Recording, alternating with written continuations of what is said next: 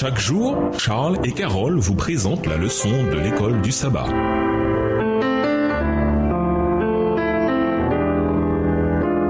Bienvenue dans notre émission Dieu nous parle. Nouvelle leçon de mardi. Dieu est amour. Amour est peut-être le terme que les chrétiens emploient le plus pour décrire le caractère de Dieu. C'est peut-être dû à la déclaration sur l'identité de Dieu dans 1 Jean 4 verset 8 qui dit Dieu est amour. Jean n'a pas dit Dieu est aimant, mais bien Dieu est amour. L'amour, c'est son caractère, l'essence même de sa personne. Pour beaucoup de gens, l'image qu'ils ont de Dieu vient de leur définition humaine de l'amour qui est toujours difformée et imparfaite. Mais notre définition de l'amour devrait être forgée d'après qui est Dieu et ce qu'il révèle de lui-même dans sa parole inspirée. Que nous explique 1 Jean 4 versets 7 à 19 sur l'amour? 1 Jean 4, les versets 7 à 19. Bien-aimés, aimons-nous les uns les autres, car l'amour est de Dieu, et quiconque aime est né de Dieu et connaît Dieu. Celui qui n'aime pas n'a pas connu Dieu, car Dieu est amour. L'amour de Dieu a été manifesté envers nous en ce que Dieu a envoyé son Fils unique dans le monde afin que nous vivions par lui. Et cet amour consiste non point en ce que nous avons aimé Dieu, mais en ce qu'il nous a aimé et a envoyé son Fils comme victime expiatoire pour nos péchés. Bien-aimés, si Dieu nous a ainsi aimés, nous devons aussi nous aimer les uns les autres. Personne n'a jamais vu Dieu. Si nous nous aimons les uns les autres, Dieu demeure en nous et son amour est parfait en nous.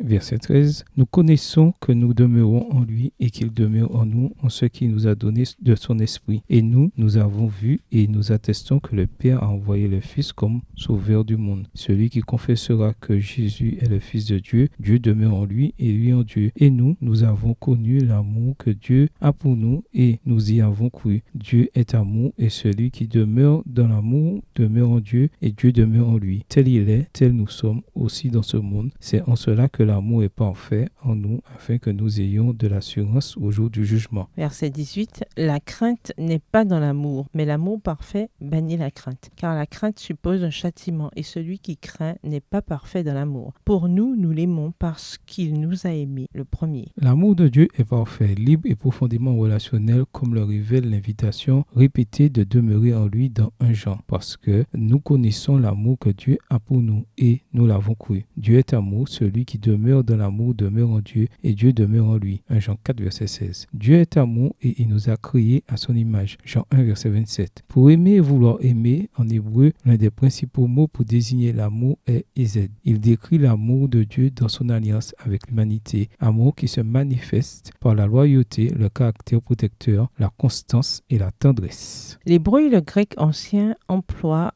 de nombreux noms différents pour faire référence à Dieu, des noms qui éclairent différents aspects du merveilleux caractère de Dieu. En voici deux exemples. Premièrement, Adonai, le Seigneur de tous qui règne à jamais, en référence à l'alliance. Genèse 15 verset 2, Juge 6 verset 15, Malachie 1 verset 6, Somme 97 verset 5. Yahvé, Jireh, le Seigneur pourvoira. Genèse 22, les versets 13 et 14 dans la version second 21. En définitive, la plus grande expression de l'amour de Dieu, c'est le don de son Fils à cette terre. Jean 3 verset 16. Lui qui est mort pour les pécheurs. Romains 5 verset 8. Dieu aurait pu en priver l'humanité, mais son amour est magnanime, radical et merveilleusement altruiste. En envoyant Jésus sur terre, Dieu nous a donné la possibilité de choisir librement de répondre à son amour. Révélé dans sa mort substitutive en notre faveur, Jésus ne s'est pas contenté de combler le fossé que le péché a créé en nous et Dieu. Ésaïe 59 verset 1 et 2. Mais sa vie a permis de nous montrer le parfait caractère d'amour de Dieu, Jean 14 verset 9, Hébreux 1 verset 3, et d'attirer tous les gens à lui, Jean 12 verset 32. Un grand nombre des noms de Dieu saisissent le cœur de sa sainteté et de son amour. Lisez 1 Corinthiens 13 et versets 4 à 8 et remplacez à chaque fois le mot amour par Dieu. En quoi ce petit exercice développe-t-il votre compréhension du caractère de Dieu? Et si chaque fois qu'apparaît le mot amour, vous mettiez votre nom, est-ce que cela vous correspond? Au revoir. Et à demain si Dieu veut.